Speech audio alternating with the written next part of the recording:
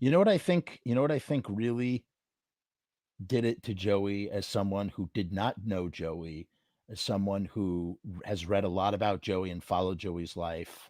Again, not saying this is what did Joey in, just from a super outside perspective, obviously. I wonder, I feel like the touring lifestyle must have been so hard on those guys. 'Cause all they did was tour, tour, tour, tour. It must have done a number on Johnny and Joey, who were touring the longest, you know?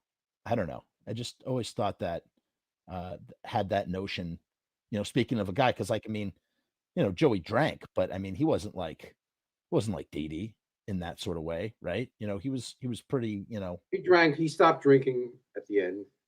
yeah, Um, yeah. uh, he was drunk. He was coming off a stage and he fell off and he fucked up his foot.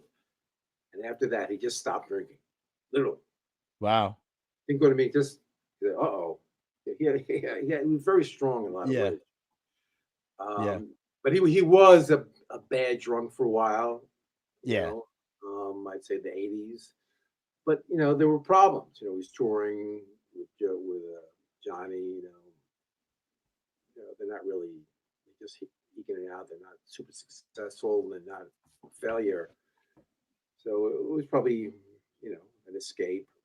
And I don't know. It's a tragedy. I mean, that's one thing that makes the Ramones so legendary. Is they're all dead. You know. Well, it goes back to what I was saying at the very beginning. You're talking about Dee Dee because like you knew Dee Dee, you knew Johnny, you knew Joe, you knew these guys, and like to me, they are like, they become like saints, of like saints of But rock and that roll. happens when you die younger. Yeah, yeah, Because you don't see them get older. They have less chance to make mistakes. You only remember the good things. And I'm not saying there are, everybody has bad things. right. The Ramones, but Ramones deserve every accolade they get. You know, they changed the world of rock. They so did. I often say wholeheartedly with dire conviction that I think that the Ramones, especially specifically in the punk rock world, are just as influential as the Beatles were. They literally went everywhere they went. Bands of all kinds sprung up in their place. They saw what they were doing. They were the first to, not the first, but they were this example of returning to the 1950s rock and roll. And to think that they took their name from Paul McCartney, he called himself Paul Ramone, mind blowing to me. That what that I think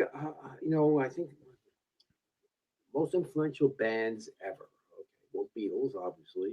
Yeah, Beatles obviously. Stones, yeah, but Yeah, are Ramones more influential than the Stones? Yeah, I think there's an argument to be made that they are. You know, I agree, man. I truly agree. Like people look at me like I'm crazy, and I'm like, no, you don't understand.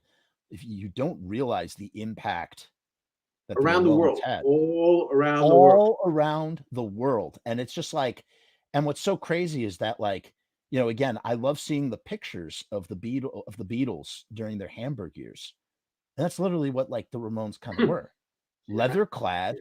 It just kind of blows your mind. It really kind of blows your mind. But there's some picture going around the internet. I'm going to tell my grandkids this was the Ramones, and it's the Beatles dressed in leather, and it's just such a funny. It's so funny because it's just but you have like, to remember also everybody from my generation, the day yeah, they decided to be a musician, a rock star, they became music became the focus after seeing the Beatles on Ed yep, Sullivan. yep, That was ground zero for oh yeah, every band in the history of rock and roll.